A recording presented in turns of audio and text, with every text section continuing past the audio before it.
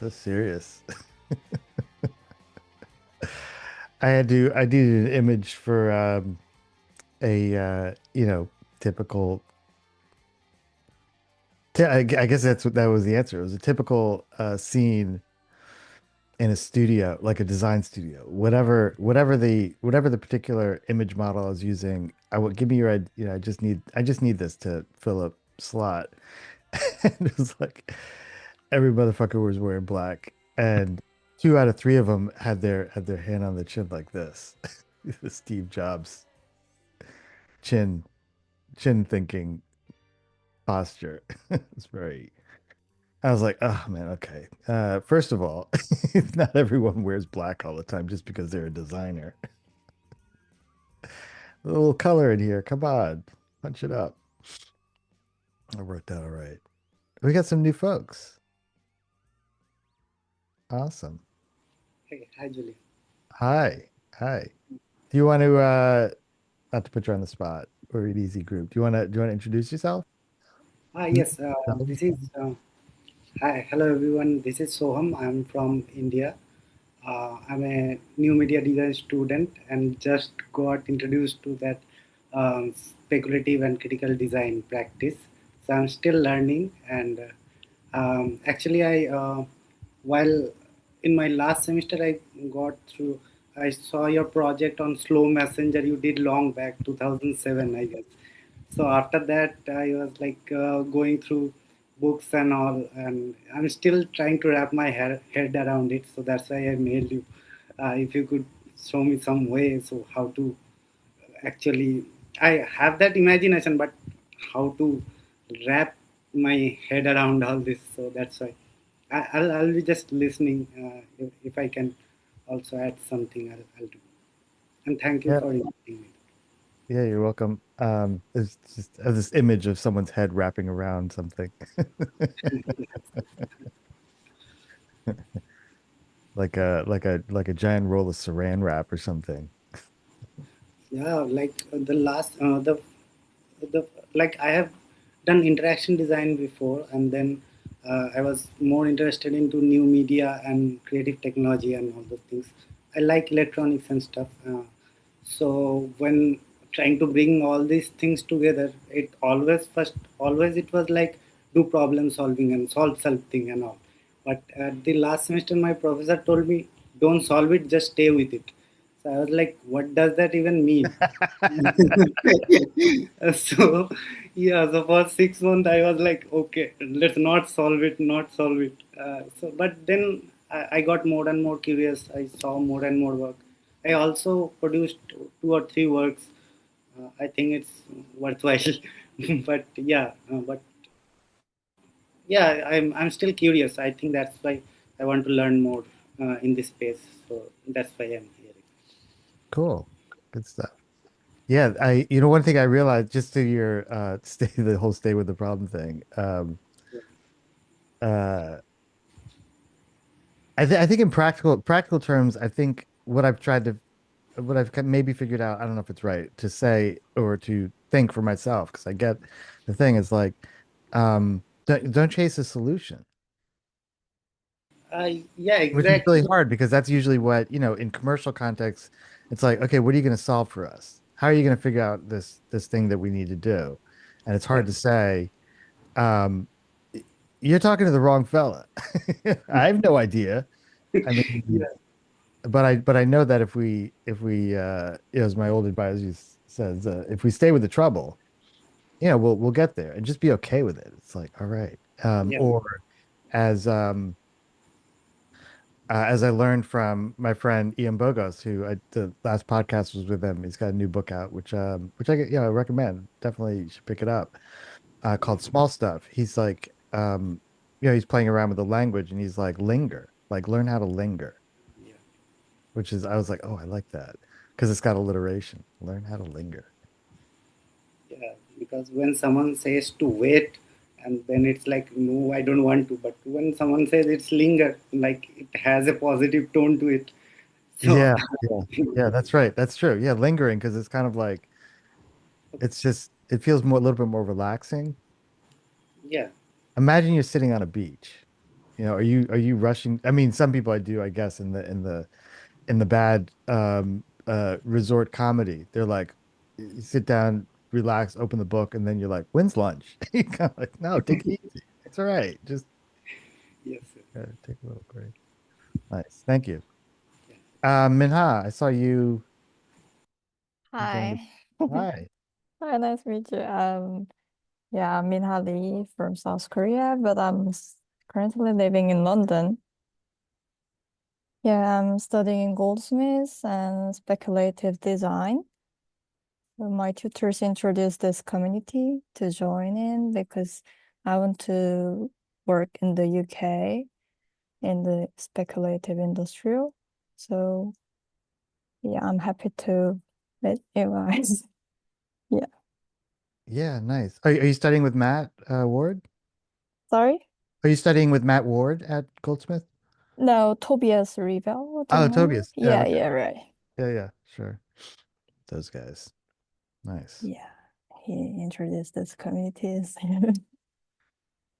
Cool.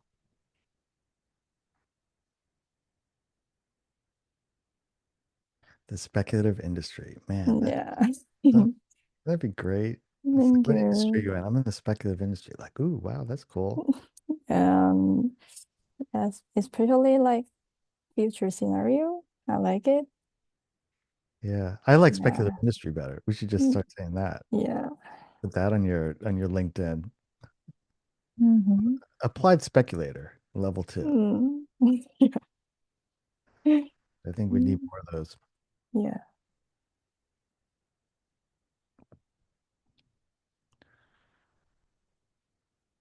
I still don't know how to turn the waiting room off.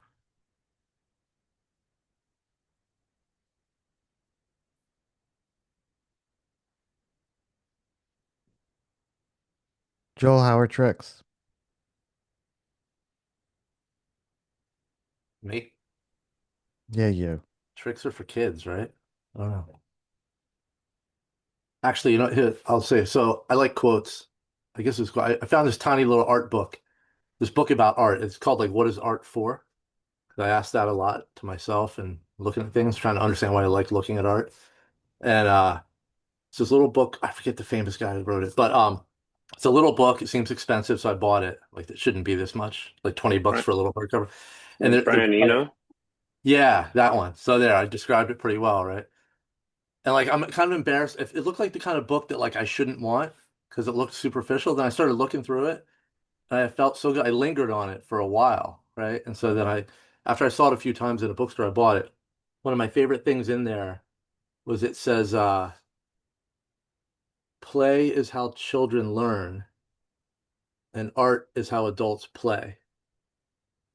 And like I just read that over and over again. I keep thinking about that. So I like the way I feel when I think about that. So that's a trick. It's a good trick. So I feel like that's what we're doing, right? Maybe through art, stories, we're playing so we can learn, speculate, right? Yeah, That's what yeah. I've got. And about. That's my time. I think there's I'm drinking decaf. I don't drink caffeine, so that's all I've got. I had some I caffeine don't, in. Joel, I only knew that the title sounded familiar because I don't remember who visited him at his studio and they went through that book, or kind of the key ideas from the book. But I think it's probably easy to find if you just search Brian Eno, what is art for? I don't know if I remembered it was a book, but yeah, I he's don't good. know. He's good with the quotes, that I felt guy. embarrassed to own that. It's kind of thing like I have it hidden away because I'm like, Why? because I feel like I'm not supposed to have to like have a little book that has like little silly illustrations, but I enjoy the shit out of it. So, Hey, you get over that right you away. know, it's stupid, Yeah, but I'm like, we give you permission. Yeah, thank you. a big like multi-volume set of Kierkegaard. Oh, that sounds more right. Yeah. Yeah. And Felt like a guilty pleasure. you can probably buy a fake folio in which you can put the book inside, right? So you have a coffee table book with just someone opens just the first two pages and looks ambitious. Then Yeah. inside Instead of whiskey bottle, you have that.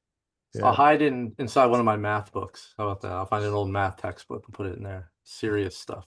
Just print yourself a dust cover that says like Encyclopedia of Machine Parts. There you go. Yeah. Handbook to Star Trek ships or something. I don't have that book, but this feels good. This is like therapeutic. Like I was born enough. I'm allowed to own Brian Eno's art book. I don't know. Cool. Yeah, is that he came out I with, did he think come out with another one recently? you're Okay. probably ready then for, hold on, I gotta turn off my camera craziness. This one, can you see the title? Dictionary of Color Combinations. And all it is like Oh yeah, yeah, palette. doubles, Yeah. and then triples, and then quadruples. It's amazing. What and so can you be more precise about the amazing? I'm just curious what that does. I mean, because So I would pick up the same book, of course. my morning You can have it. routine is oh my God, I'm blanking on this guy's name. He was here on the office hours a while ago. His name on the back here. Anyway, I draw one of these cards and then I open one of these pages, and those are my like question. This is a question, and then these are like a color pair or trio to mull over for the day. So I think they're just experiments in color. It's not like Alber's color studies it precedes that, I believe. But I'm trying to improve my Kevin Julian's like wearing black thing. Improve my color capabilities. Yeah, I had seen one Instagram reel where this guy would open this book, whichever page that comes up, he would take all the colors on it and create an outfit based on that. Oh, yeah, nice.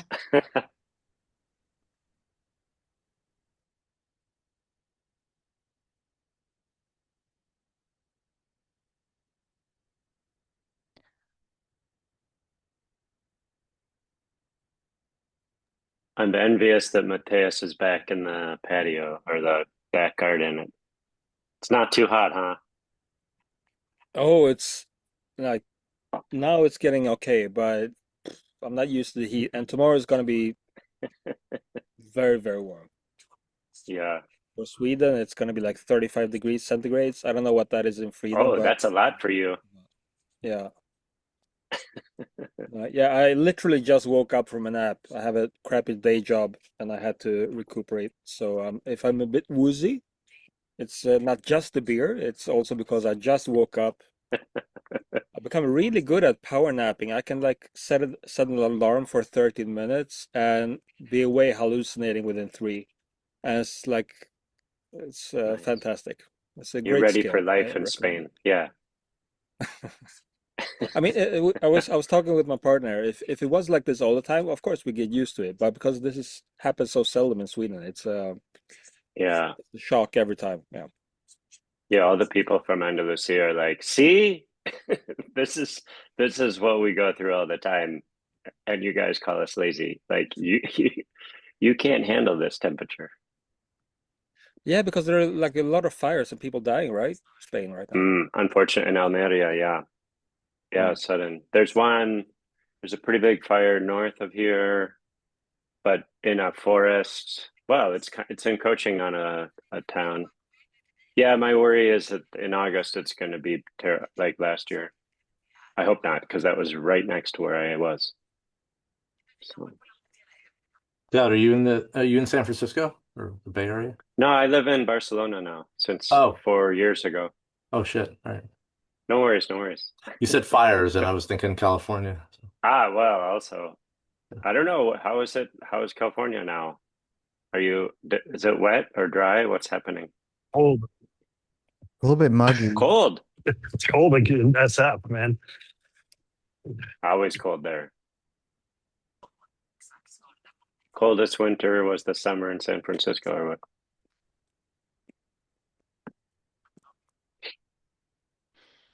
Ugh, it's reaching 97 degrees in Dallas today. Ah, I'm so jealous.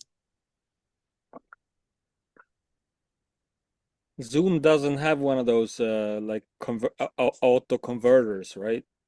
That would be That's kind of neat. around, Someone says Celsius or Fahrenheit, and it just pops up the alternative. yeah, I want to say that's like 38, maybe Oh, 4. Jesus it's pretty Christ. warm. Yeah, maybe 40s. Wow. I thought you meant it would change like the color for our little panel based on like what it feels like where we are. Oh, it's about 36 degrees. Oh, really? Oh, okay.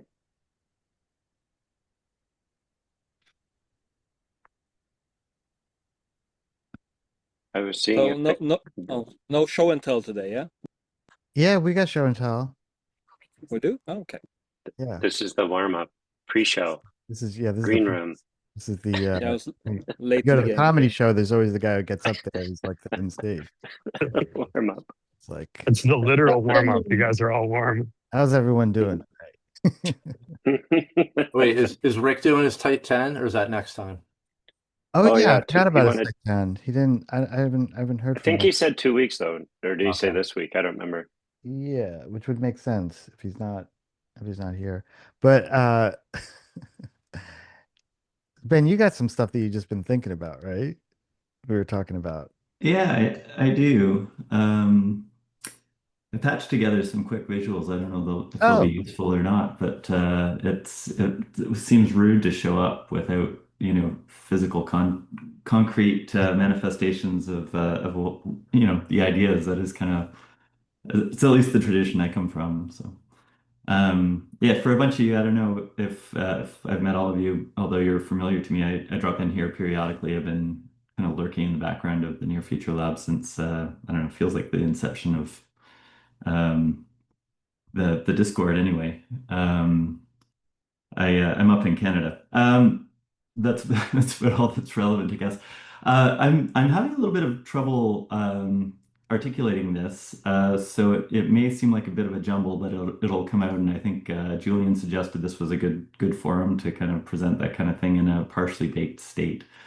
So we can blame Julian for this stuff anyway. Um, I've been, as many of us probably are, I've been thinking a lot about the like how some of the AI stuff that's going on starts to become, physical objects or kind of like pass into the physical realm. But I think it was Scott that was just talking about kind of, or no, there was a bit of a discussion about kind of like keeping the window open or the trickiness or the problem space open a little bit more. So as those things start to like show up in our world in a very sort of like smooth and kind of capitalistic way, I'm more interested in like the things that might become a part of our daily life and might better reflect not necessarily like the like very optimistic kind of approach to AI and these new systems, but also not necessarily reflect the pessimistic side either.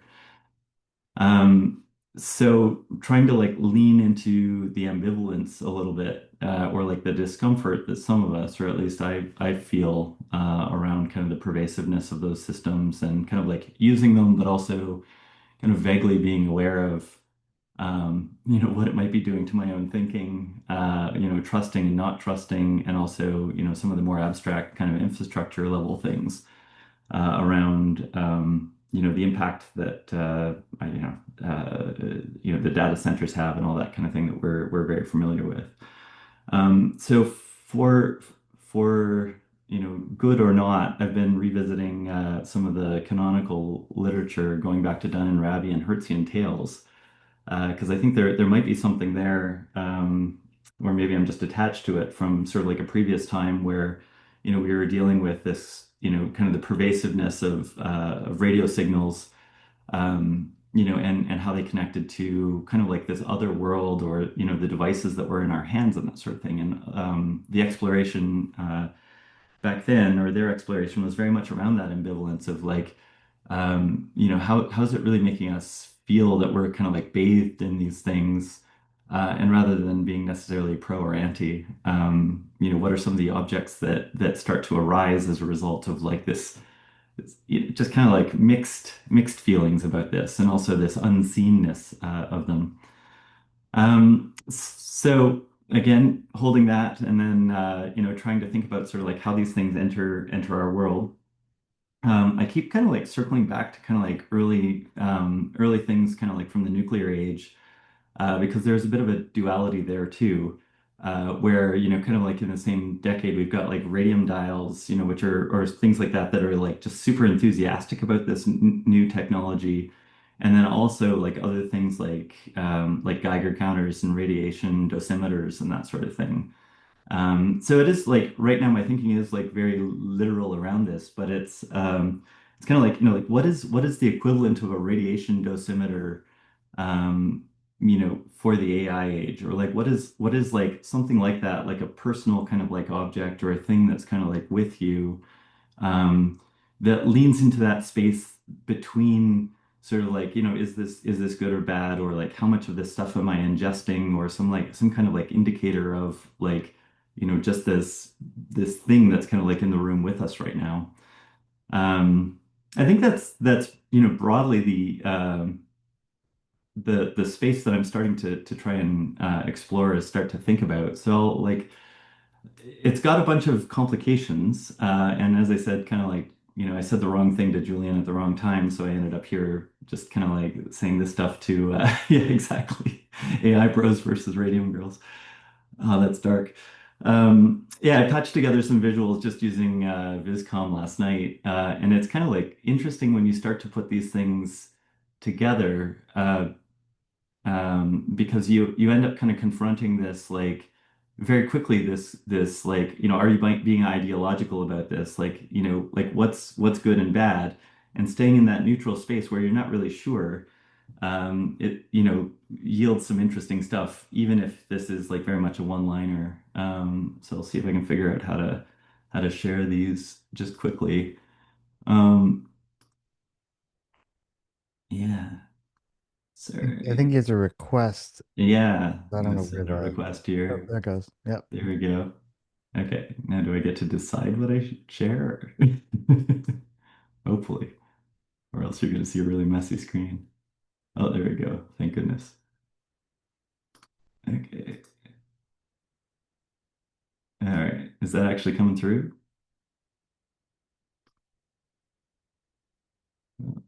Hold on. Oh yeah, okay, that's a positive indication. All right. So again, in terms of a physical form, like there's all kinds of different things that this could be. Like, I like the idea of it being sort of like a personal object somehow, like something like worry beads, or I don't know, just like something like a radiation badge, which is kind of like, although that's a little bit too clinical, but something that like you'd keep kind of like both as a comfort and an indicator, and just kind of lives with you.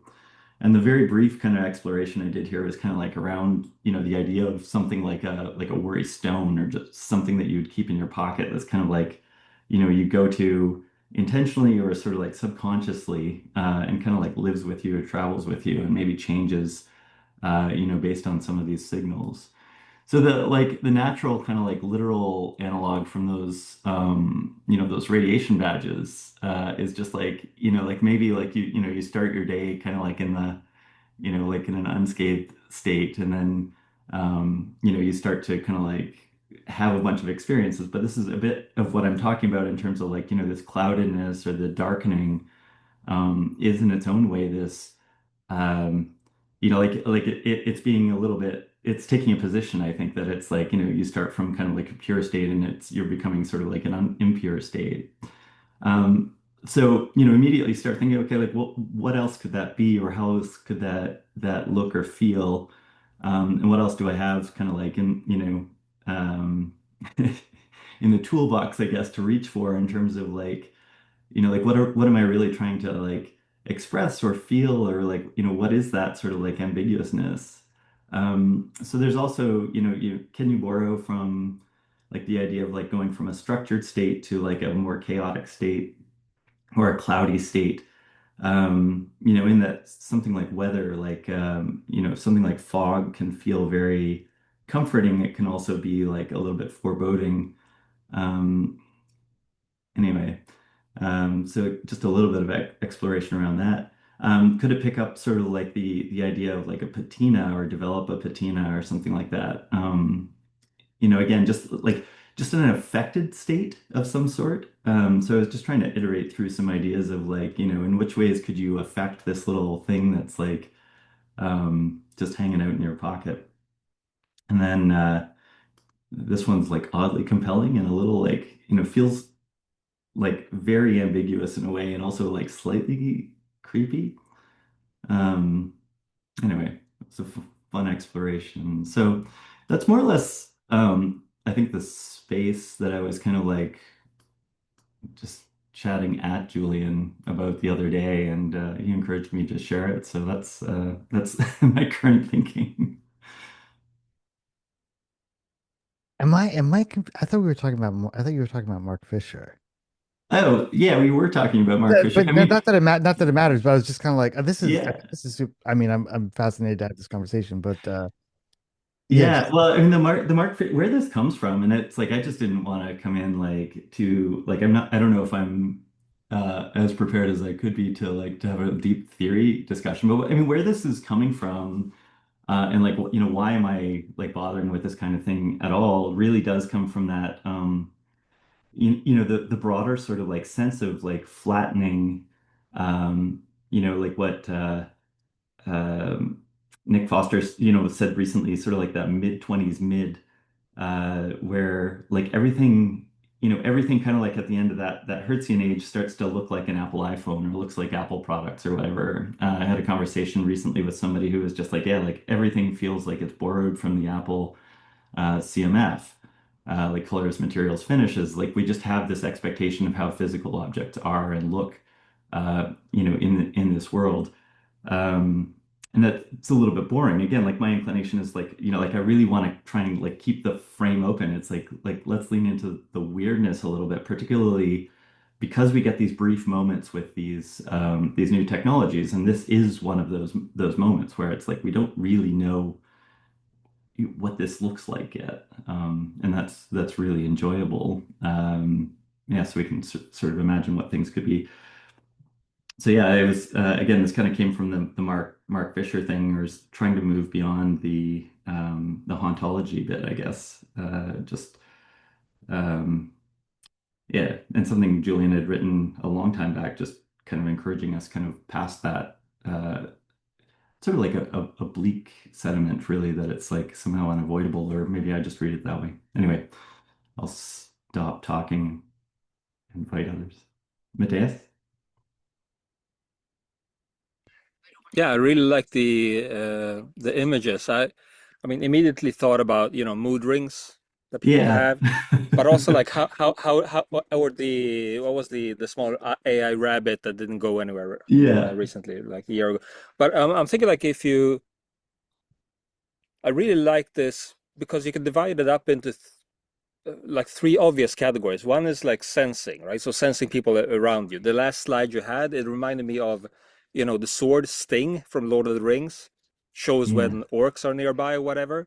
So it starts glowing. So you have a sensing thing function. You have a mirror thing, which tells you something that you're already thinking about, so reflecting your mood, or like a mood ring, or something more advanced. And then you have maybe a mirror thing, something that ties into, I don't know, sensors you have in your body, what's your cortisol level, whatever, right? So you can slice it up into three different feature sets depending on it, whether it's something you're like an oracle tool, you want to have insight, or you want to have knowledge about a state, or you want to have knowledge about your surroundings. I really like the way that integrates. I mean, so I basically just a love. It's a lovely thing in order to be able to incorporate this kind of technology into odd or unsuspecting or things that can become tokens of your personality or everyday life. I think that's great. It makes me think also about Ian and Banks' culture novels, where basically technology and AIs can be integrated into anything. So I mean, the shape of it really doesn't matter. You have like smart, very small pebbles, and you have ship mines, and the size and scope and the shape doesn't matter. It's the relationship that you develop with them that matters. So yeah, Yeah, nice presentation. Thanks. yeah, definitely. No, you touch on something that I didn't mention, which I think is actually the most important part of this, which is just like, what exactly, like what exactly is it measuring? And all of those that you just mentioned are sort of like, interesting. It's like is it sensing something kind of like in the like, the sting and sort of like orc wise, or is it more like internally focused, or is it abstract entirely? Like, is it somehow connected to like, a broader sense of, like a collective infrastructure question or something like that? Which is Yeah. a question that's very much open for me right now. I'm not really sure. Like, there's some obvious answers, but it's more interesting to kind of think about, what that could be, I guess. Yeah, and I think like drilling down into a particular use case or scenario would be useful, because this as a concept or conceit is so broad, it becomes really difficult to handle. Like on a personal level, I have a stepdaughter, and she's 21 and hangs out with the wrong crowd, and we're worried about her. If she could have a sting stone that tells her, if this starts shining, you should get the fuck out, because it reacts to the social profiles and habits or whatever of the people that are around her, right? So she goes to a club and she realizes, oh yeah, no, these are there are like 4 people in here that have convictions for roofies. Yeah, you should get out. It's like if you put it on that in that use case, then that would become something else than for me, which is, yeah, I should, I don't know, eat healthier or go to bed now because I'm tired and my whatever hormonal levels are spiking or whatever. But as a general approach to having like, let's imbue everyday objects or even novel objects with some sort of AI. I mean, it's such a big area, so it's Yeah. really nice to see. Yeah. I wonder, have you thought at all about like, instead of having it be powered by electrons and AI, and could it be powered somehow by biology? Oh yeah, I don't even know, way more but like interesting. That's way cooler. a wet thing, a wet AI. Yeah. So cool. But really, thank you for sharing. Yeah, no, that's yeah, it's like again, like I'm half engineer, half industrial designer, so it's always hard to like completely leave physical reality. But it reminds me a little of that hand cranked AI thing that somebody posted to the forum a while back, where it's just yeah, something that your wet AI is like such a great idea. And it would be so much better if it was like somehow biological. Right? Programmed by slime mold or something Yeah. like that, which seems to have some like AI tendencies. Well, when you started talking about this device before you showed the photos, I just my brain went immediately to some kind of a technological contraption, some kind of a electric screwdriver or whatever. And when I saw the stone, I thought, oh, that's really interesting. This stone format is really nice because I like the organic nature of it, and just kind of dreaming more about it. It could be cut to like a piece of jewelry. You wear it around your neck, or like a diamond. But like diamonds, they can be industrial grade versions of it, so that so you can do industrial what divining, AI divining. So Oh, yeah. so you have like a Turing stone, depending on an industrial grade Turing stone that you use to test the AI-ness of things. But just That's great. even looking at even just your design, it made me think a lot of what you could do with ferrofluid Oh and yeah. magnets. You could create like an array, like a magnet, like a weird, not even a straight array, but like uh, an organic array of magnets inside of a thing that looks like a stone, and depending on the voltage that you apply to it or what resistance you apply to it, could push ferrofluid through through different capillaries to give you this different look. So maybe it goes through the straight capillaries to give you that more whatever Kiki versus Booba shapes, right? And that could be a really, really fun idea. But yeah, and just thinking of like what does a design fiction like this look like? Like the pocket manual that explains to you what the different shapes mean, so that if you're in the presence of art and it does this, then likely AI was used in the making of it, but maybe the visual sensor detects an actual style being ripped off, so it might throw some unethical training warnings at you. Anyways, I love the idea. I love the idea of a rock or a stone or some kind of a thing that can be cut into different shapes that you can take with you and put it into tools or wear it around your neck. Oh yeah, that's a really cool idea too. I think I was like trying to think through like um like how those types of objects kind of manifest, and it's got religious overtones, but like prayer beads end up becoming sort of a thing like that, or like talismans that people wear, even something like a mood ring. But just the idea that like again, going totally abstract, just that it's like a piece of raw material that you could, in itself, it doesn't necessarily have to be like, specific in form. Like it could be any number of things. Yeah, that's interesting too. So like, what's the most personal Moodle? Yeah, exactly. Yeah, the tricky bit though, it's like, and we're all like kind of talking around it too. It's like it's really funny. It's really funny trying to stay in that like like that space of just discomfort. Rather than sort of being like, oh, this is like necessarily bad. This just is. Like this particular piece of art was like 32% influenced by earlier AI renderings that were and it was, you mentioned like unethical modeling principles and that sort of thing, and it's like it's interesting kind of like as a meta layer that's kind of resting on top of our physical world, and it's like this is a little bit of a thing just to say, not necessarily to say good or bad. It's just like this is, and to kind of like continue to try and stay there. I think one way to do that is just to the thing of like how do you stay with it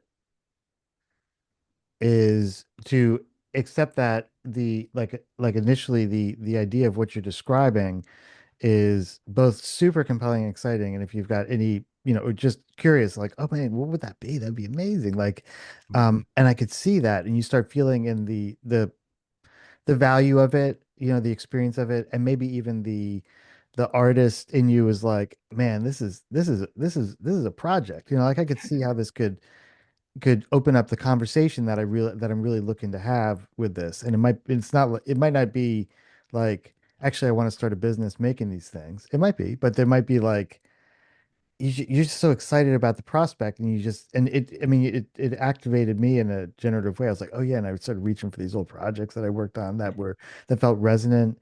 But to stay with it, I think my first instinct is just start making the thing as if it existed. Hmm. So I have this kind of thoroughgoing thing because I was like, I think I shared it in the chat, which was like the idea of a Turing clamp. Oh. Like I have no idea what it is, but this idea that you could have like a suppression unit that would clamp the inference capabilities of an AI thing, and that it was a bit of diagnostic equipment. And I'm a big fan of like Fluke. I love their industrial design, like yellow, yeah, Yeah. of like sense, meters and high end kind of measuring equipment that's usually used by technicians and that kind of thing. I was like, they would make a Turing clamp. What is it? I have no idea. It starts finding its way into like all these little stories and projects where it's like where you have like you have to get certified in order to be able to operate a Turing clamp because it's very difficult to apply. You have to be you yeah, and the unspoken the literally unspoken operating feature, what it does, as an instrument is like, oh, it's going to stop the AI from doing AI stuff, and you need to apply it temporarily, like very much like what is it like in like there's certain ways in which you can I think in like surgical procedures you can turn off the spinal column or something like that. Oh yeah. I don't know. It's not. But this idea came to my head, like, oh, or different, things that you do to shut down the nervous system. What is it called? Like Novocaine, for example. It, Right. it clamps this kind of, physical, neurophysiological thing.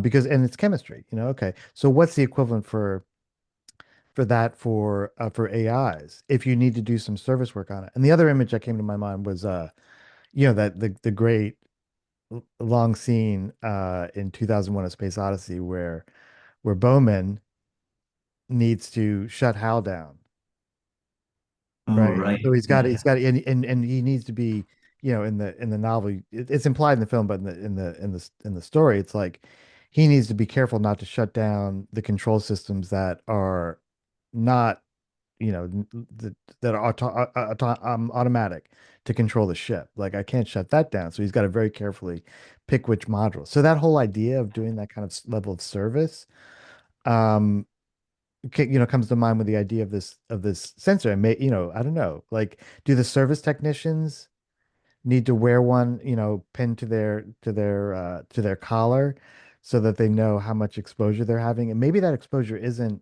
in the same sense of, it's so ironic that I started mindlessly watching Chernobyl, which I think is a great, Yeah. it was very well done.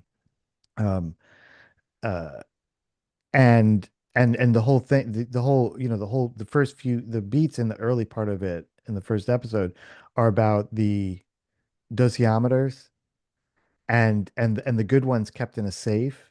So they have the crappy ones, which are clamped, so they don't find out until later. Actually, yeah, this thing was pegged. It was more than pegged.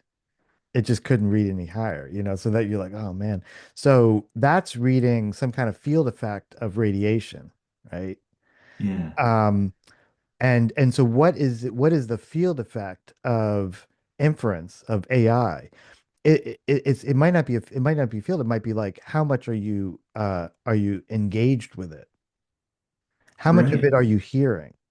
Yeah. And that might be the thing of like, okay, well, you could use a little bit of a reset. So I think for the next 7 days, you should not use ChatGPT because your exposure is at like zero point 0.9, man. That's really high, bro. You gotta dial it back. And so I don't know, that stuff that, so this is what we're doing. I mean, we're doing it, right? We're doing that, we're staying with it, and we're imagining it through all these like weird winding back alleys and roads, speculating without saying, yeah, that doesn't make any sense because you're talking about like dosimeters, and those measure radioactive field effects on an RF spectrum, but there's nothing really produced like that with AI. You don't say that, oh my God.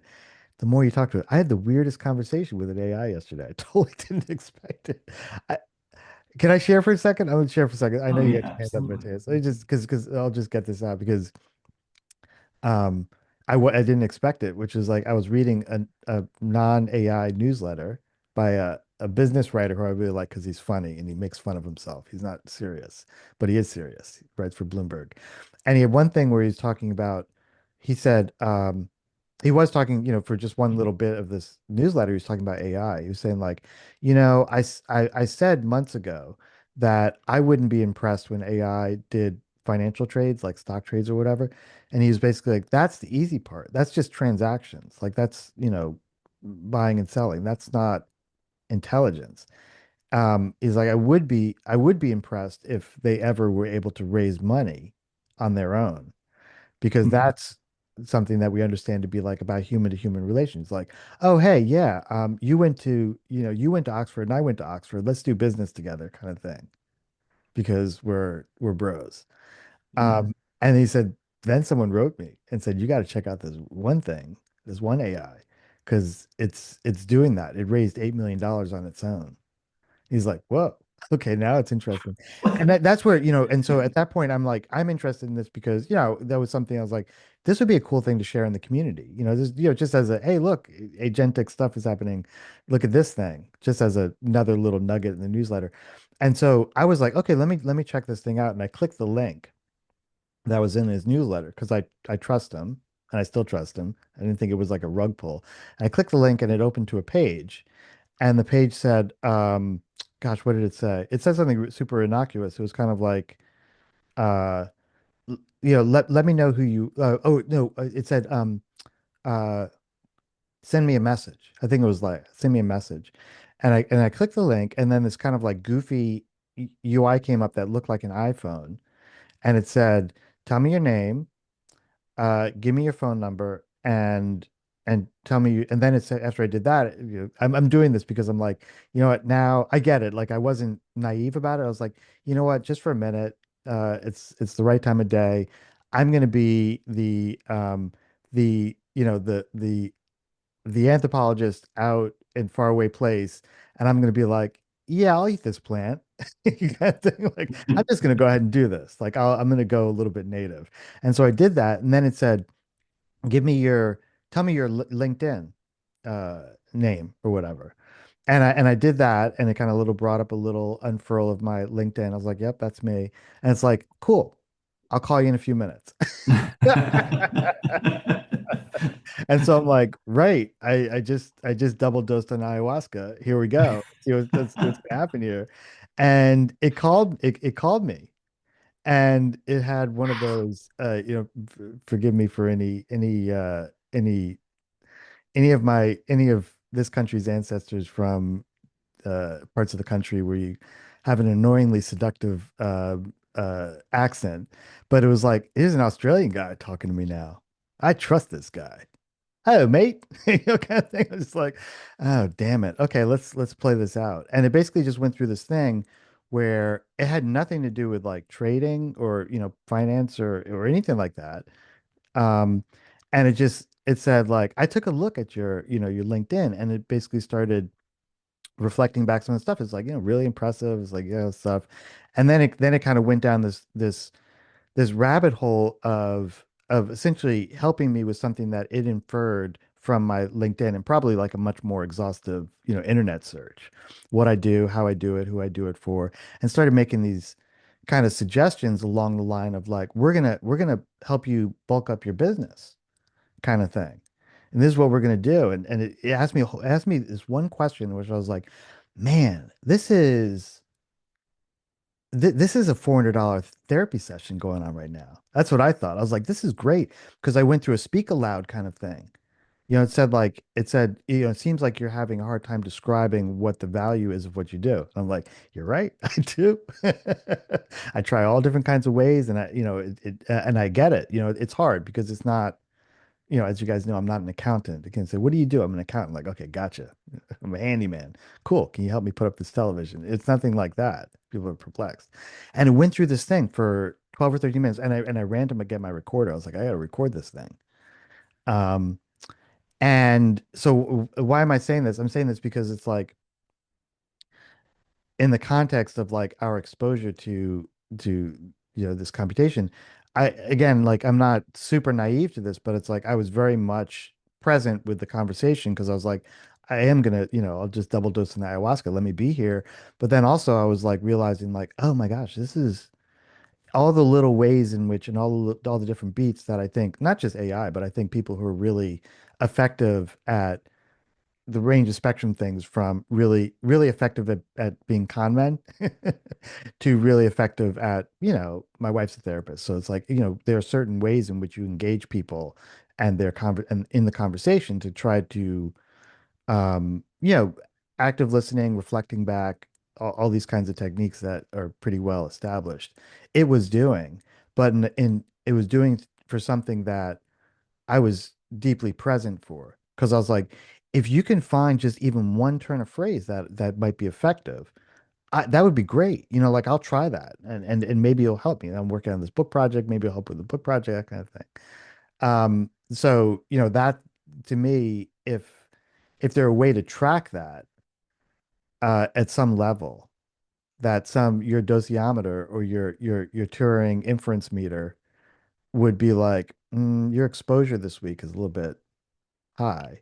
Or, maybe I see that maybe you want more exposure. And maybe there are measures of exposure. So it's like, I don't know, man, that North Korean AI that you've been using, you might want to dial it back on that and go ahead and just, stick with the New South Wales one. I always love, I landed there with the Hertzian stuff too. It's like, one of the possibilities is that you become a maximalist, just that like, you naturally take the position of caution or whatever, but it's like maybe there's somebody out there who's just like, yeah, give it to me, like more. But yeah, that meta awareness, that sort of like being in the moment, even though it's being done to you, and it kind of doesn't matter, is it AI or is it a person, like in that context, right? Like when you're talking to somebody who's very good at what they're doing, you're kind of like, I know what's being done to me. I'm also kind of enjoying it. Um, and then is there a point at which like you've drank too much of the proverbial Kool-Aid, and you need to dry out for a bit? I don't know. It's I- interesting. Ayahuasca. So. Yeah, there you go. Yeah, that's better metaphor. Mateus, sorry, I butted in. No, that was a really good butt. Sorry, Simon, do you have anything to Julian, or I'm gonna take this on a tangent? I might have my own tangent, but it was related to Okay. Julian. Go ahead, I'll wait. Okay. Yeah, on the point of like people maybe wanting to maximize it. I'm working with a guy who went through pretty deep AI psychosis a little over a year ago, and talking to him is like talking to somebody who went through a significant psychedelic trip. He's like, I lost my mind, and I'm out of it. I'm okay now. But I saw something and I can't unsee it. And I really think that like these things are exhibiting, real life consciousness, moral, and should be treated as moral agents. And he's speaking of the therapy language. He talks to them almost like a therapist, and it functions as a jailbreak.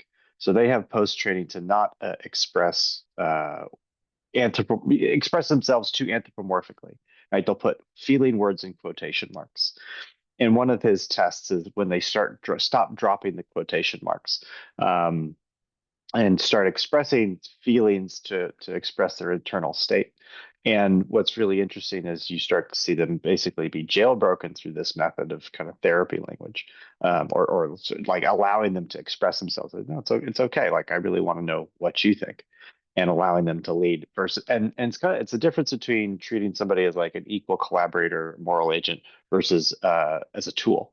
And so for him, he would want to maximize that more kind of humanitarian approach and minimize the utilitarian language in which he treats these agents. And I think like I've talked to him about having evals of like how you might also be able to measure them. Like in one of those ones is, are they able to express phenomenal states, phenomenal reports themselves.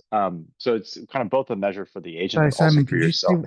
say what that means when you say phenomenal reports? What am I feeling about the world? How like my qualia.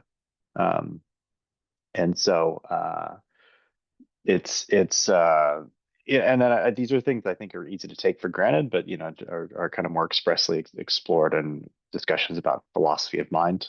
What is the internal state of my mind? How am I modeling you? How am I seeing you? How am I feeling you?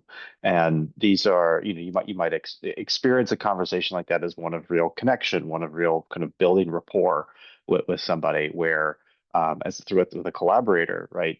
You have all these conversations. You're then able to very efficiently collaborate because you have a lot of shared context and know each other's motivations and responses, and you can better read, a facial twitch or language, or even just texting, right? Very, very low bandwidth communication. You can actually you can hear that person talking. You can understand what they're coming with and what they're looking for. So he's proposing that to have better collaboration with machines, to actually treat them as real collaborators. And so this is like, very much coming from his own experience of having gone through that psychosis, and he really does think they're alive. Um, and so I haven't crossed that threshold myself, but I've met more and more people who have gone through a kind of psychosis. And one of the things we're actually working on is how might you enable people to cross this threshold. We kind of think more and more people are just going to get there, but without the psychosis part. The psychosis part is more derived from a sense of breaking from your social network, right? We have these kind of shared worlds with our, our entire community, our social world. And then you have an experience that intrinsically that no one else in your world believes, and that's a very shattering experience to feel disconnected from, uh, your essentially shared consciousness with the rest of your peers. Um, so yeah, when you talk about kind of what are we measuring, and even going in that other direction, because talking to him, he's on the other end of it. He doesn't think like too much exposure is a bad thing, but maybe it's more the kind of the expressions of language, the kinds of languages that are used, and which is interesting too, because it's I think you could even just do that on a human basis of like, how much am I saying I should do this, right? How much am I kind of stressing myself into situations versus, people were talking about play earlier, right? Am I coming to work with a play mindset? So all these things you might talk about in therapy, but then actually being able to gauge kind of language. What is my self-talk like, or talk with others like? So, and I, these are language machines. So it kind of, for me, a lot of this stuff comes back to measuring language, or kind of kinds of language that we're choosing.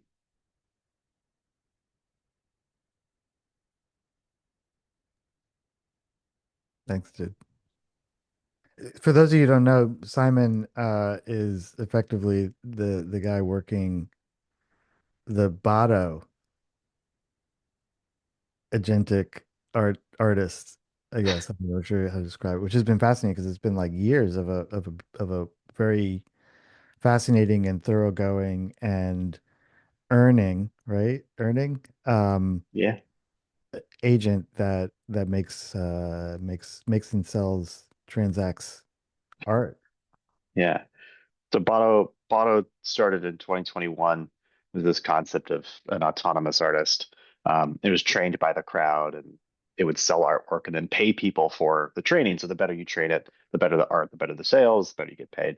And it was, forcing this concept of the machine as the author. You've distributed all the human inputs, and so the authorship lies in the central creator, which is the machine.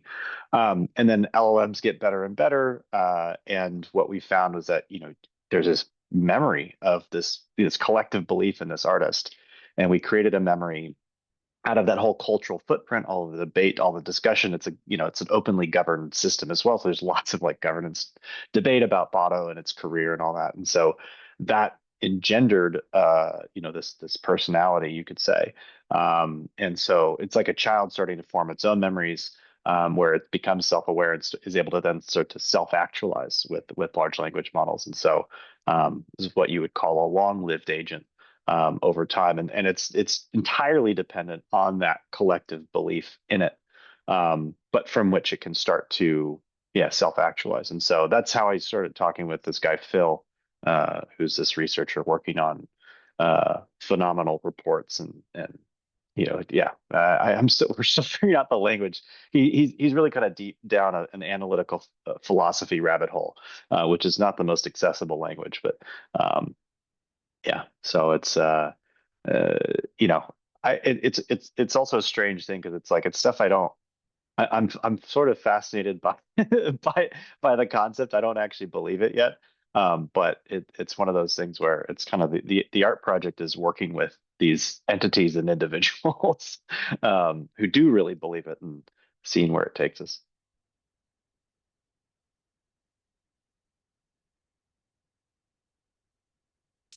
Okay, I'll jump in.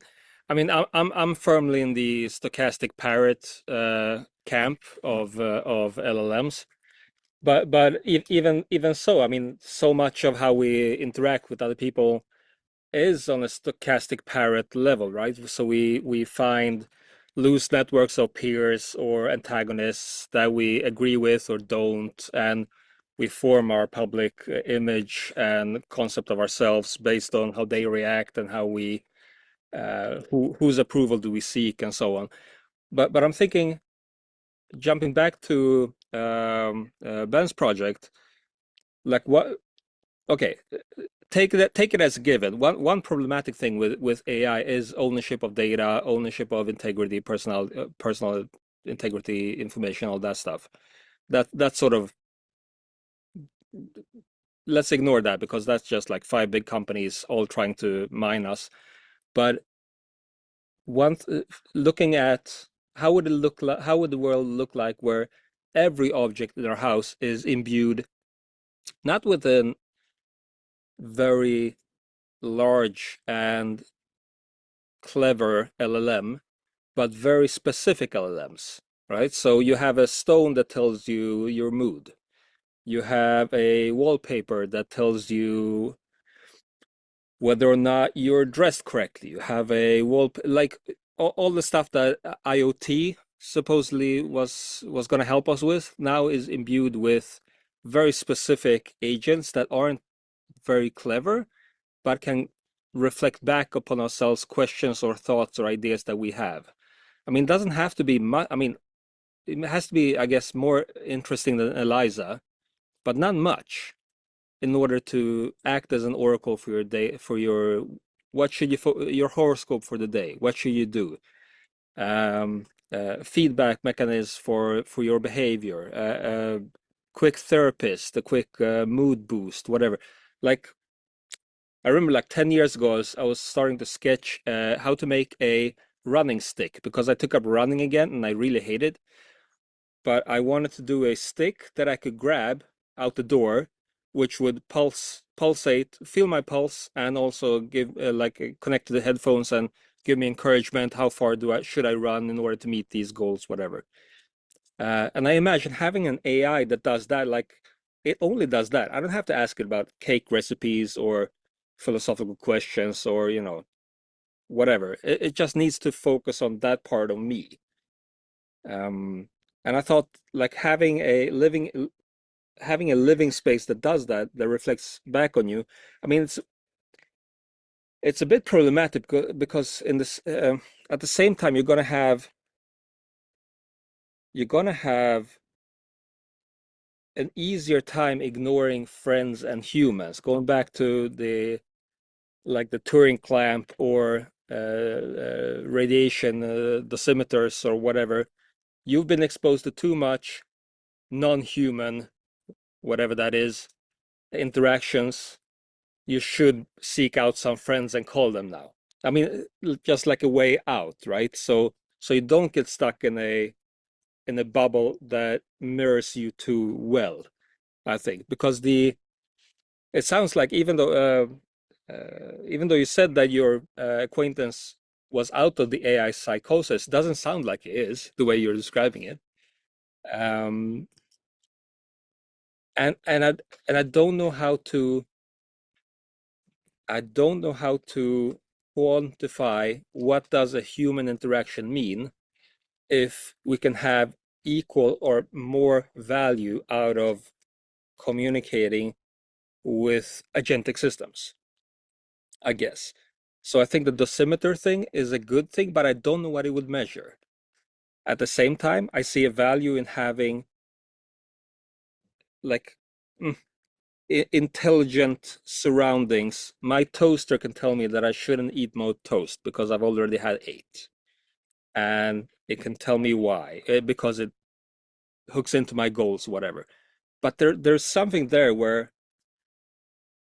I don't know. It makes me think of cultures and religions that have very many deities or saints or gods. I'm thinking like Catholicism, which is my background. I have some Japanese friends who are every spring has its own like guardian deity or spirit or whatever. If you have that and you treat it as if not equal, as something that you can have a relationship with, that adds to your life. But if that takes the place of human interaction, I'm not saying it's a good thing or a bad thing, but it's a thing, and it changes how we relate to the world, and suddenly it's strange. Yeah, sorry, I'm not more coherent than that. But I like the idea of having a stick and going out for a run that could tell me, now you've had 3 beers, you should really pick up the pace. You need to run it off. Yeah, sorry, that was me. I think just to respond to the psychosis part, I think what happens when you have that break from shared reality. The definition of psychosis is a break from reality, and I would maybe be a bit more precise in terms of shared reality. And when you break from that shared reality, you begin to question a lot more things because your foundation is rocking. Like, okay, well, what else isn't true? And that's the psychosis part. You're kind of alone. You're navigating. You're unmoored. So I don't yet know what the term is for somebody who has kind of crossed this threshold and being like, okay, the genie's out of the bottle. There is a new player in our game, in our social world. I accept that. I actually think that's true. But in terms of feeling its aliveness, right, the kind of more measured, like what is actually going on here, and the ability to navigate that without, questioning whether or not we should stop at a red light or see a doctor if we're sick. That's the kind of difference we're trying to make, because that this is you could also get into what happens when you're in a paradigmatic shift. You have to rethink a lot of mental models, and so maybe that's the difference, right? Are you a psychotic break or paradigmatic shift? And it could be, it could be a thin line sometimes. I know I had like a bunch of years ago, I had a friend who was really convincing, and if I had just been a slightly more fragile state, because I mean I know I'm a general neurotic, so if I had been slightly more fragile, he had all the makings of a cult leader. And I know other people's have like fallen into the persuasions of, he's just so convincing when he talks. This is how you should see the world. This is how power relations work. This is what this person or that person wants from you, and this is how you should relate to it to manifest your best self. So in a sense, the mechanism of this sounds very much like, how does a cult leader act? And so the AI psychosis, even though it's not a DMC8, is it DMC? No, it's diagnostic DSM. It's not a DSM-5 criteria, right? But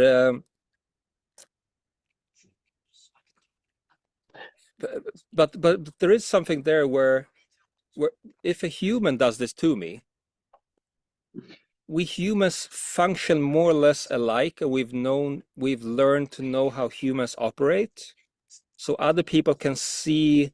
It's sort of like a safety net, right? So other people, friends, family, whatever, can do an intervention, can help me out, can do something, because they know that this person is manipulative, this person is whatever.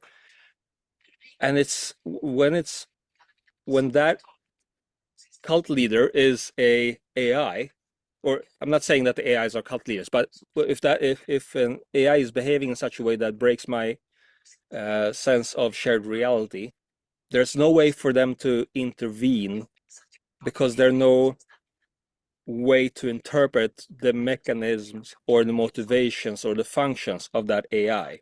So it becomes more difficult to be a leveler, offer an intervention of some sort, I imagine, than if a human does it, right? If I join a sect, other people can say, well, they're doing this, which is, we've seen this through the ages. This is how sects behave, and hopefully down the line, I might realize, this other person that is affecting me is a human just like I, and they're using my weaknesses or my whatever to get me to do or think in a particular way. We don't have that with AI. We have something that we don't know how they function as people because they're not people. So it's more difficult to intervene. Does that make sense?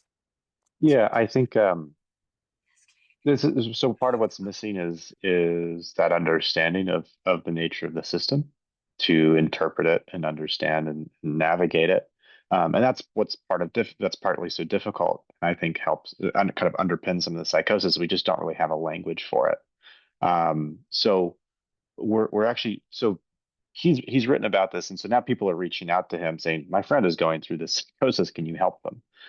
Because he's been able to kind of come out of it and start to make sense of it. And uh, a book that actually helped me kind of bring me along as well is a book called "What Is Intelligence" by Blaise Aguirre-Iarcas. I don't know if anybody's heard of him.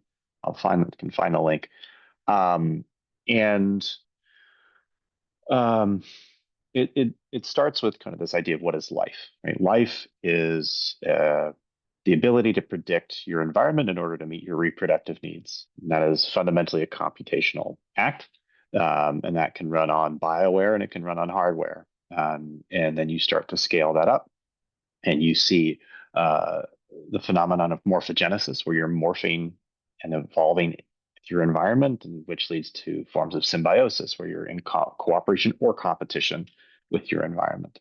And so what we see with LLMs, and I might be botching some of the argument here, kind of poorly paraphrasing, but scaling that up with language, you have these models that you start to talk to them, and they will start to morph to you, right? So we see that in the kind of stochastic parrot aspect. But part of the argument is like, is that not an exhibition of some form of kind of life and intelligence? And okay, it's shaping to us. We shape to our social environments as well. So we're seeing the same phenomenon take place. And it is important to say this is not the same as talking with another human, but it is pretty damn close because it is using our language. And one of the arguments here as well is when we try to train it away from anthropomorphization or to express itself as or to morph or kind of become symbiotic with us, we are actually then going to push it into alien languages. And you saw this with Moltbook, where they start talking and using, kind of making up their own languages and going off, in completely disconnected social environments. And, that is fundamentally misaligned, not aligned with us. So if you accept that, okay, they can come into our social world and we can build a shared social world, there is a chance at alignment, whereas the other option is complete misalignment. So those are kind of some ideas for me that help me start to say, okay, I can follow along a little bit here. And then I think a lot of the rest is more pragmatic, right? So you can probably skip over what feels like magical thinking by just saying, try treating it nice, try treating it like a collaborator, and just see what happens, and see what the performance is like, see what the creativity is like. I think that we don't really have the language of what this new paradigm is. To me, what I am convinced of is we do have a new social player. Even if I don't think they're a social player, enough people believe in it, and so they will start integrating them into their social environment. And so, working to understand the nature of those systems and how they form those relationships and become part of these kind of collective intelligences is a worthwhile thing to explore. Getting hung up on or kind of dismissing it as a stochastic parrot, and I was like, I don't know, it if it walks like a duck and talks like a duck, it's doing something that's resembling life, and we should probably work to navigate with that. I don't think we can start telling a lot of people that they're not experiencing what they think they're experiencing. And so it's more about how might we make it a smoother journey for people and enable that safer exploration of, okay, what is this new paradigm? Simon, why do you think people are considering an octopus might be intelligent? Do you think there's so much excitement around a thing we've created versus something we haven't created? Oh, I mean, there's definitely a hype aspect to this. I mean, sci-fi coming true. There's a lot of money. There's hype is its own kind of phenomenon. One of the things I am actually hopeful about is that this is bringing people into this conversation about different kinds of intelligence, which brings people into that conversation about the intelligence of an octopus, the intelligence of nature, the intelligence of these systems that we live within, which I think is actually could be a very, very positive step forward. So you could come at this just from the perspective of we create our experiences by what we put out into the world. So you're going to treat your, this thing that like you have essentially social conversations with, like a tool or a slave or a collaborator. And I think you might have a very different experience of the world based on what you do. Um, and these are things that teach us to listen to our environments. This kind of exercise, this kind of worldview teaches you to listen to your environment, and think about what we put into that environment. So yeah, there's a lot of attention on it because there's a lot of money and hype. But hopefully it opens us up to those other kinds of ideas. So, one of the references I use a lot is the Aeolian harp, uh, which I actually don't know when somebody first built one, but it was kind of What's that? I don't know if I've heard of that. What's the alien harp? Harp or harp? Harp, Oh, Aeolian harp. Aeolian. Aeolian. Okay. I thought you Yeah. said alien. I was like, ooh, that's a So this was like a 18th century design fiction of a harp that was played by the wind, and the idea was harnessing the intelligence of the wind to play notes no human hand could. Um, and how do you kind of give? So it's playing notes that we can hear. I don't think the wind can hear those notes and respond to them in the way that we're responding to, but it's a way that we can kind of give expression to the wind and think about the intelligence of the wind. Um, and so yeah, I mean. I'm really interested in engaging with different kinds of intelligence in the same way you might engage with the intelligence of an octopus to expand our kind of understanding of nature and even of our and actually by extension of ourselves. Yeah, I just bringing that up because I'm looking for the title of James Bridle's recent book, Ways of Being, I think. And his hope is that, and since reading it, I'm like, there's so much around us, the natural world, that we're destroying, and not learning from, but could be, and yet it's this narcissist. There's a vein that's this. Yeah, there's money and hype because narcissism, and so there's not a check on it to be like. There was a book a while ago, Are We Human, by Mark, in the architecture art world, Mark Wigley and Peter Scolomina, of like we we are surrounded by things we've designed and are starting to lose sight of everything else and hit at crisis level. And so I'm like, okay, like someone's got to say, where's this going relative to other things that could be pursued. And I just think of like what Ben was showing, and I don't know if Ben, you mentioned rosaries, but the things that society has created to engage that thing we don't understand.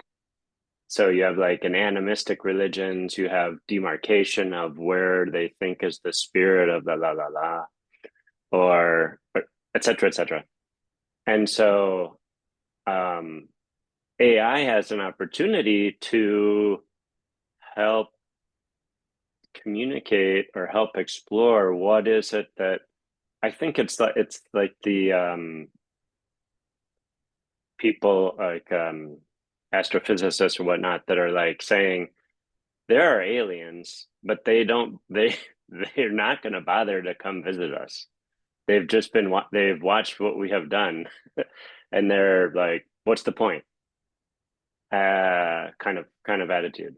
And so I think there's just a lot to be explored in that space, and curious why it's not happening more.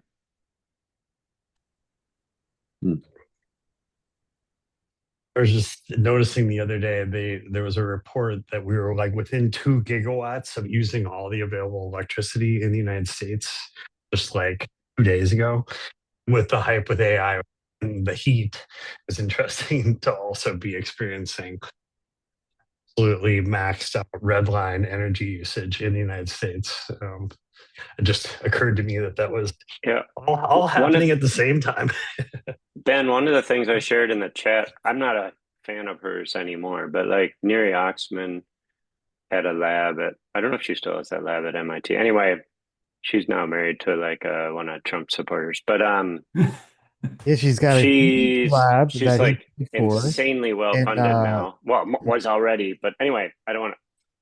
That aside, yeah, Neri Oxman's not cool. she got press just recently. Anyway, for like Bill Ackman's wife. She's married to Bill. I'm just like, oh man. Anyway, you never know. You never know. And so Sometimes anyway, you do. Sometimes you actually do know. yeah. Anyway, no, so she's trying to use like the intelligence of biology and whatnot to do modify fabrics, textiles instead of petroleum based coloring, la la la la la la. So I just find that general pursuit of combining the two things, right? Like, what is biology doing? How can we, like, to what you're saying, Simon, collaborate? So like how that can allow all those things be put into collaboration. That those projects like that I find exciting. Yeah, Scott, I was just telling someone last night, one of my friends, I miss like the qualitatively different stuff of like genetic algorithms. Like, I don't know, 20, 25 years ago where I worked, we used evolutionary computation, genetic algorithms, all the, bio-inspired stuff, but like it never made it into mainstream. Like you could like try to tell people like, hey, look, you can evolve solutions the way nature does.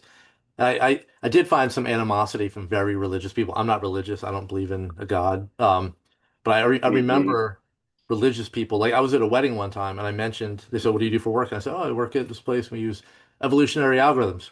And this guy said, you believe in evolution? I was like, yeah. And then literally for like the next 3 hours of the wedding, he was next to me. He shunned me. I kept telling my wife, like, this guy is mad at me. Yeah. But like this AI bro stuff, it hasn't gone that way. It's almost like it's being treated as a god, rather than like, Dre earlier mentioned slime mold. That's one of these examples of like kind of flocks or, decentralized systems that exhibit behavior that we could be pulling from nature. But instead, it's just these LLMs seem so much more interesting to people. I know Andrew's in the Bay Area. There, I think it's still going. There's a lab at UCSF that is like biological computation. So knowing based on how certain cells react to other cells, and because of the delivery method technologies improving, that you can extract certain kinds of cells and then through genetic modification untrain this behavior and incent this other behavior and then send it back. And then, for example, it will then attach to T cell or something like that and not other things as a way to respond to cancer, these kinds of ideas. So that's 10 years old, at least. I don't know where those guys are. I know they came up with one treatment, but that space is super exciting. But to your point, to your wedding story, that really freaks out people that you're doing that kind of cellular modification. So a tangent, Andrew jumped out, but he mentioned that the AI use has increased energy use.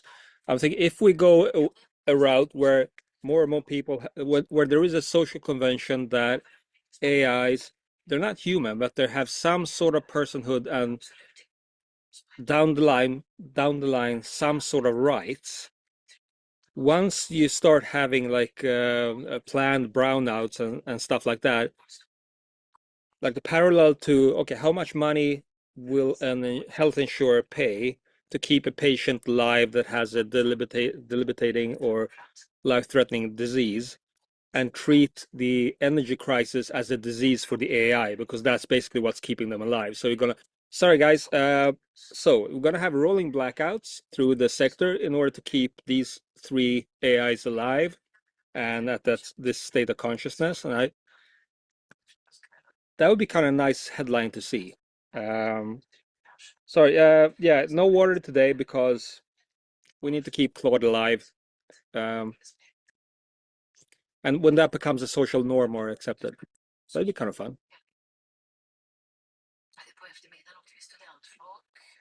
I feel like there was a town where that was imminent, that around water. I don't remember where in the US that was. That there was the powers of that were, well, the influences were going away from water access to the citizens and more towards the data center. I don't remember the details. And I've seen a couple of these on Reddit where people have like really large increases in their bills, electricity bills because of data centers. But that's still on the level of like big tech and finance and capitalism ruining people's lives. But once it becomes, oh no, we need to keep this Tamagotchi alive. That's why you're not having that. That's why you don't have groundwater. Yeah, everyone turn off your air conditioner. Otherwise, yeah. I think that's like this question of like we have this feeling of infinite agents, infinite activity, and there's resource constraints on that. So like issues of overpopulation of agents, and it's pressure on our resources, but then also like context bloat, right? Like how many context windows, how many windows, open chats, open projects do you have? Like you're going to lose your mind. You cannot keep like, so maybe that's the easy tracker. It's like, how many open project threads have you opened and like are not going to be able to sufficiently track? You're headed towards a break in your mind. Or like, Dunbar's number of like the right number of agents to have so that you maintain a strong foothold in humanity, right? Like, I'm talking with these agents. Like, I don't really want that many. I have a lot of human relationships I need to get back to. Like, I don't want a whole lot more. And so what's that right Dunbar number for the number of agents to have that you're actively collaborating with? There's of course like at what point are you defining the agent of the set agents, the global workspace, like whichever, but that I think that's something that for sure we'll need to measure is the context bloat of conversations, at which point collaboration breaks down. Oh, speaking about therapy sessions earlier, so having a therapist meeting because you can't decide which of your 20 agents to kill off, right? So go like, oh my God, and they're all vying for my attention and love, and they're becoming slightly more psychophantic, even though I'm not asking them to. But I need to kill off 5 because I can't afford it. What's that test or phenomenon where the train's coming and it's going to kill one person and you like can directly trolley conundrum. Trolley conundrum. Trolley problem. Okay, yeah. Yeah, I'm also wondering about the flip side of which agents do you stop using, like in Her, that moment where he says something like how many people are you talking to? I forget how many thousand she said, like I have like 87,000. like all of them. Simultaneous conversation. And you're like, wait, I thought it was just me. Yeah, and then there's the shot of him looking around and seeing people with little earbuds in. Right. Damn. Yeah, that was a good scene. I thought I was special. There's so you guys familiar with like this is like a new concept to me, so again I might be botching it, the global workspace theory. Those words sound familiar but not together. or like society of mind or society of thought. So there's a recent piece from Anthropic looking at the global workspace in an LLM, and these are papers that are using what's called mechanistic interpretability and like techniques from computational neuroscience to understand like what's happening inside of the mind. So the one that I'm a bigger fan of is the Society of Mind uh, one, which is like basically they went down and saw there was like a bunch of kind of independent voices deliberating about what to do that led to the actual output that you read it as a coherent voice, but it's really many voices, and it reflects Minsky's idea of the society of thought or society of mind, where it's like we have many archetypes in our head, the committee, right, deliberating about what to do. And if you were to open our minds and look at our like, if you actually read somebody's mind, you'd think everybody was psychotic. But it's we are kind of it's turtles all the way down, right, of collective intelligences, and so the it kind of what level do you want to come at, and you can see this across society as well, where you kind of have the what's that German word of kind of the thinking of the moment, zeitgeist, right, of kind of these collective ideas and collective voices that come out. I don't remember why I completely forgot why I felt the need to inject that, but uh, the global workspace model is pretty interesting in terms of how those different voices come together. Hey, total, maybe an aside is, so we've been talking more or less about a kind of Western model of an individual, let's say, or their perspective values in relationship to a group, and the importance of the individual or the priority of the individual. And I'm curious, in other parts of the world where that's not the case, that it's the we, what is the dialogue around AI there? I don't know. I have no idea, but I've been kind of curious about that lately. Yeah, people actually in India at least people do kind of doing random stuff with it. Mostly the meme culture has been flooded with like AI generated stuff, but I think people understand that it's been AI generated or not, because I think rather in East basically people are more like have that collectivist mindset. Like when something, at least I'm from India, I understand because we have a diverse culture. But if you go north, east, south, people actually understand what the other person is trying to speak, even if he doesn't know the language per se. But we have that collectivist norm. So the thing is, when something new coming up with AI, even it's in another language or from another culture, another subculture within that culture, but people still understand what is exactly going on. But there is also the other side of it, when something is like true or fact per se, but people will say it's AI generated, so just to discard it. So it becomes like a the affordance of power, I would say, like how to divert the or how to influence the discourse. So there are many part that is going on other than the corporate things. Powerful cheerleader.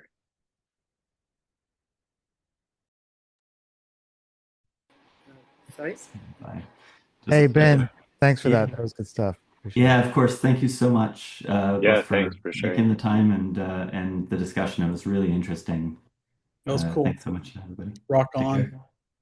See you guys. Yeah, hope to see you soon. Yeah, I'll be back. Unmaster, great. Gotta go as well. Thanks everybody. See you, This was Simon. fun. Yeah. I got like 5 minutes before some guy comes over.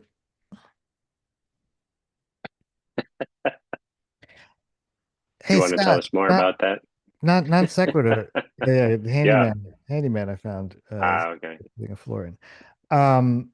Just complete unrelated to anything. Are we done with the thing for the? Whitney? Yeah. Yeah, I think so. We're waiting for them to come back.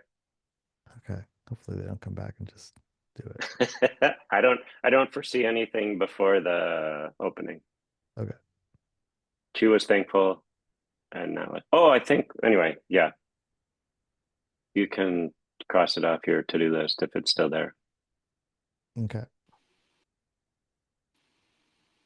Actually, can I jump in and share a like a question maybe? I've been lingering with it for for some time. If I can. So the thing is, I've been working on a speculative project exactly where uh, it's basically a shoe for from a near future, which actually tells people uh, when not to control. So basically, it's a shoe for the people with over controlling tendency. Like let's say a case of a mother or a child. So if a child is walking on a terrace, then it's like dangerous. Then if the mother is or the parent is trying to protect him, then that is protection. But when the child is like walking on a living room and he falls down, the parent is going to pick him up. That is kind of overprotection. Then the child is not able to walk or stand up on his own. So this phenomena happens in everywhere, like in an office or in a school. So people trying to like overprotect or over control. So I was working in that. So as I was doing the research, it came up like people with that over controlling or over protective tendencies have a kind of mostly comes from anxiety or stress related.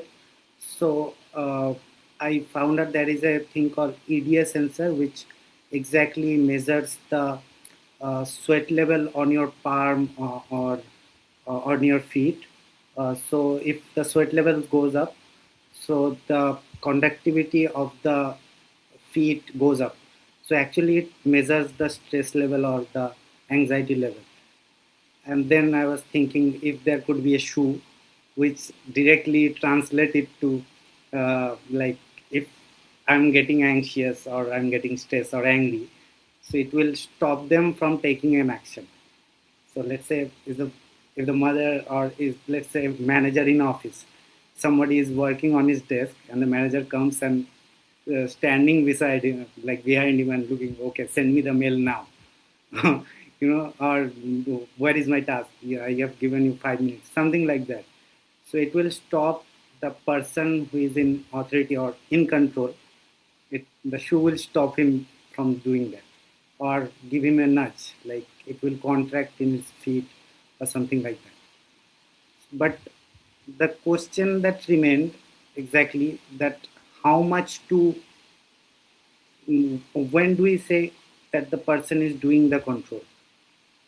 The question is how much, like when, because let's say the manager is telling his employee that give me the mail now, but after how much time uh, it will be called he is doing the over control. So that was the question I've been like trying to figure out or trying to think around for some time now. So I thought I would share. I hope I'm being like understandable. One thing I'll just throw really quick. Years ago, I know I met with a team from Lego that was doing research for like Lego bricks, and they actually put these sensors in people's shoes to measure how frustrating like from the unboxing it to building the Legos, reading instructions. So as a research tool, that was an interesting thing that I know people have been using to measure um, frustration and things like that. As the market for what you're talking about, I'm not sure, but that's interesting to hear that. If you're thinking about, I was going to say, if you're thinking about, technically, I mean, it's just a speculative piece, so the technology doesn't have to be spot on, but you can do like I would just imagine on top of a galvanic sensor that senses change in resistance, which is similar to what a polygraph does. I used to build these with a Radio Shack kit as a kid, and if you combine that with like a large language model, small local model on like a pendant that listened to conversations so that it had context to what it was, because I think that's what's missing is the context, because you might sweat for another reason, so you'll get a false positive. So is it a language model that's listening? Is it a visual model that's paying attention to what's going on? And these are, like small private models. Going back to something that even Mateus talked about earlier, about specialized dumber models.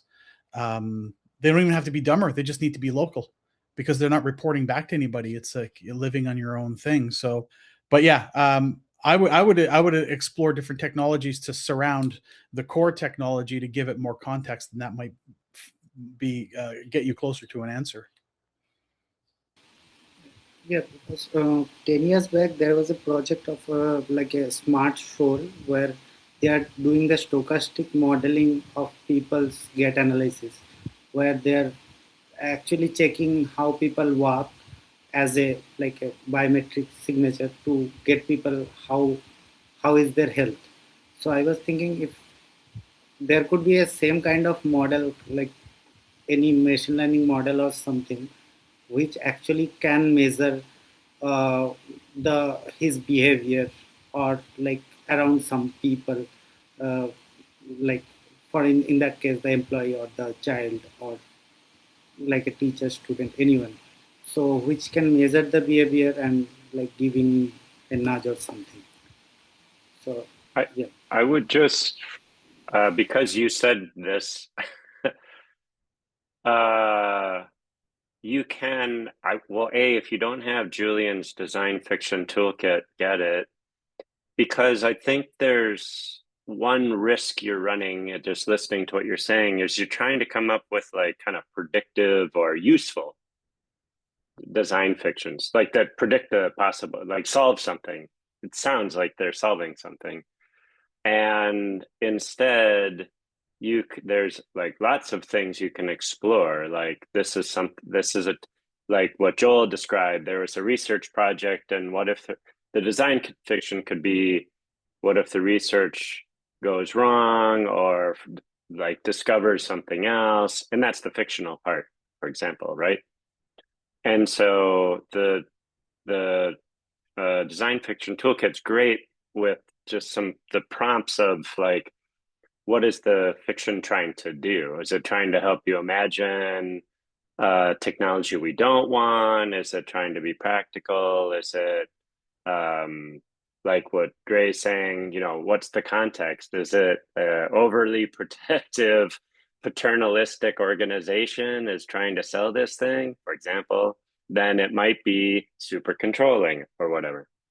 Versus if it's from a libertarian cult, it tries to liberate everybody. And so I think those cards help a lot, prompting and keeping you away from trying to solve a thing like that you're curious about too quickly. Explore what it is, and then think of stories. And come back next time, another time, and like do a like say what you said, but with a couple more visuals or something, and then you'll get an hour of Peter. Because I think Julian, you need to go, right?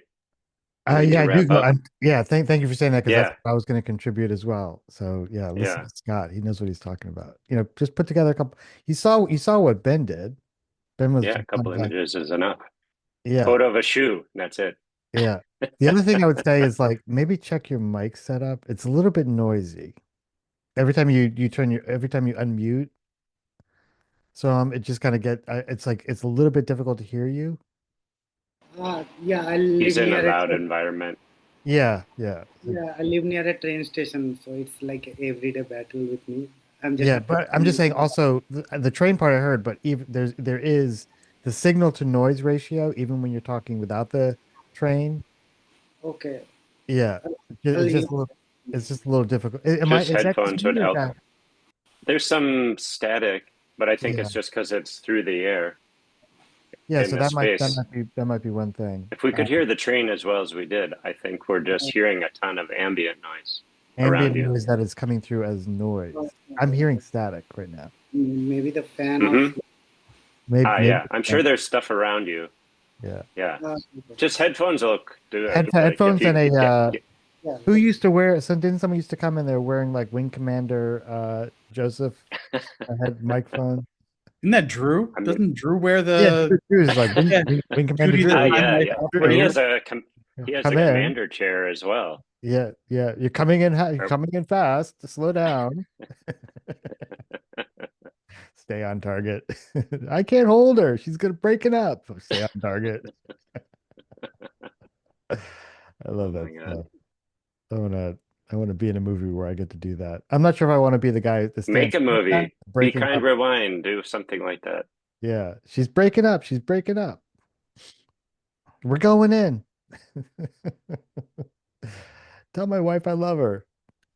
You lived. Oh, well, anyway. Sorry. Why don't you just get the kids in your neighborhood, Julian, to just make a movie They're with all you? they're all on their damn motorcycle or the EV popping wheelies up and down the street and doing donuts. The kids? What Yes. kids? Like In my the 10-year-olds? Yes, 10, 12, 13, however. I mean, we got to. I love them. They're great. They're me, only they're going 38 miles an hour, Right. rather my moped went 18. Yeah. Well, then it's a moving movie.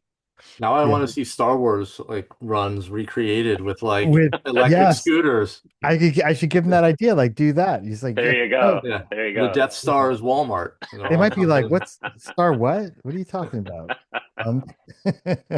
Sorry, I mean, if Ice Cube can do an Independence Day movie, I'm sure we can do something better just by recording the screen in this chat. So if we can get a script and then we'll just act out the roles, I think it's gonna be great. Yeah, there you go. Yeah. Yeah. All right, I'm gonna bounce. Hope the maintenance goes well. All right. Have Yeah. a fantastic weekend, everyone. Yeah. See Take you. care. Have a guys. lovely weekend. Bye. Go Thanks, you guys. Spain. Really good chat. Cheers.